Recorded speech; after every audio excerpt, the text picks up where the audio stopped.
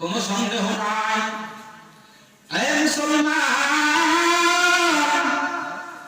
কোনো সন্দেহ নাই, আমাদের নবী হচ্ছে বিশ্বজগতের জন্য রহমত। কথা বলেন। এই মুসলমান, আজকে নবীর সুন্নাত আমরা ভিতরে ঢুকাইতে পারি না, আল্লাহর কোরআন ঢুকাইতে পারি না। মায়ের নবী বলে গেছেন, সাহাবায়ে কেরামেরা শোনো, দুইটা জিনিস তোমরা আঁকড়ায় ধরবা। কয়টা জিনিস বাবা বলেন? এক নাম্বার হচ্ছে আল্লাহর কোরআন,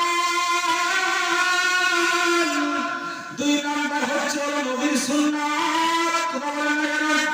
দুইটা জিনিস যদি আমি আপনি আঁকড়ায় ধরতে পারি, আল্লাহ পাক আমাকে আপনাকে জান্নাতের জিম্মাদার বানায় দিবে।